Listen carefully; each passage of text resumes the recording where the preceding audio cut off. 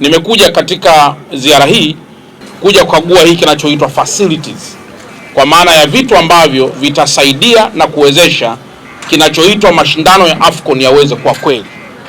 Vinginevyo, ndugu zangu, kwa heshima kubwa sana alionayo Mheshimiwa Rais, tulipaswa viwanja kama hivi viwe vimekwisha kamilika kabla ya mwezi wa 8 mwaka huu, ili ukaguzi unapokuja kufanywa basi viwanja hivyo viwe tayari.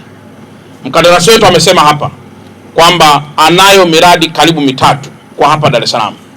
Mradi wa kwanza ni ile Gymkhana 2, mradi wa pili ni huu tulionao, mradi wa tatu ni pale Farasi pale unapokwenda Oysterbay. Viwanja vyote hivi ni viwanja ambavyo vitatumika kwenye haya mashindano yetu ya AFCON. Sasa maelekezo yangu kama ambavyo pia wenzangu wamekushazungumza, jambo la kwanza tuhakikishe kwamba kazi hii tunaikamilisha mapema kabla mkataba.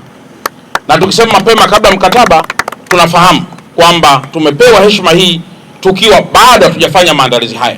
Sasa tusimtie aibu Mheshimiwa Rais, tusimtie aibu Mheshimiwa Waziri, tusijitie aibu sisi wenyewe kama Watanzania na sisi kama wana Dar es Salaam pia kwa ujumla wake. Lakini jambo la pili, kupitia hiki tunachokiandaa sasa, kwa kuwa mkuu wa wilaya upo, mkurugenzi upo, dasi upo, pamoja na watumishi wote, mazingira yote yanayozunguka katika viwanja hivi yanapaswa kuwa safi. Na ikiwezekana, tumeambiwa hapa atafanya kazi kama 4. Ya kwanza kutengeneza pitch yenyewe, ya pili kutengeneza jengo lenyewe, ya tatu ni kuweka taa, ya 4 ni kujenga ukuta na kuzuia mipira isitoke nje.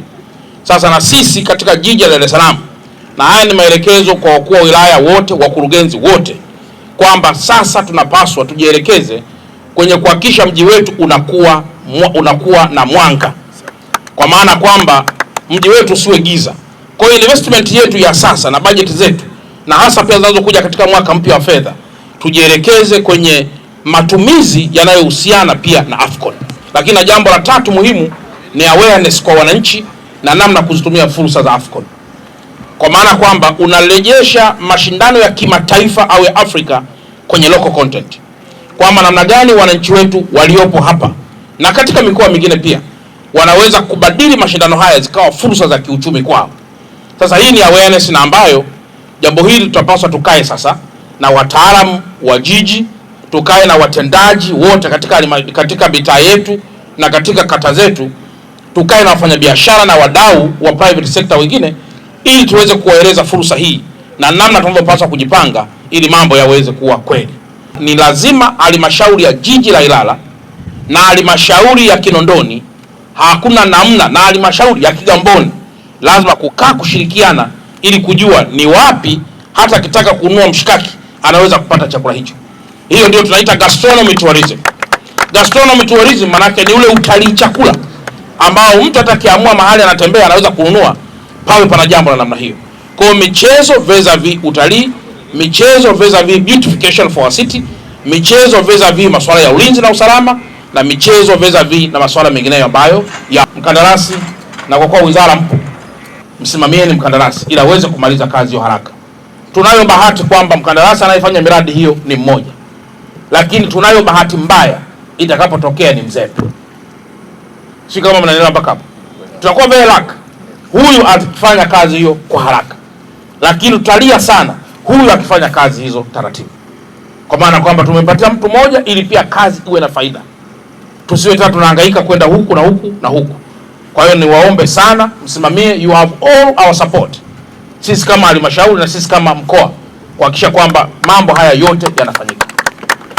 Kwa hiyo mzee, fanya kazi. Halmashauri yako ya jiji la Dar es Salaam, Mheshimiwa mkuu wetu wa mkoa wa Dar es Salaam, ilianza jitihada mbalimbali. Moja ya jitihada, Mheshimiwa mkuu wetu wa mkoa, ni hii hapa ambayo unaiona, wizara yetu ya michezo kwa kushirikiana na halmashauri ya jiji la Dar es Salaam kuandaa uwanja huu. Lakini sambamba na huu, Mheshimiwa mkuu wa mkoa, unakumbuka ulikuja wewe pamoja na waziri mkuu, kuna kiwanja ambacho kiko pembeni tu na hapa kinaandaliwa, ambacho kiko katika hatua za mwisho kabisa kati ya Gymkhana pamoja na wizara ya michezo, na wewe mwenyewe ni shahidi. Mheshimiwa mkuu wa mkoa, ulikuja kukikagua na kuona maendeleo yake ya ujenzi. Mheshimiwa mkuu wa mkoa, eneo hili ambalo upo ni eneo ambalo kimsingi ni mali ya halmashauri ya jiji la Dar es Salaam.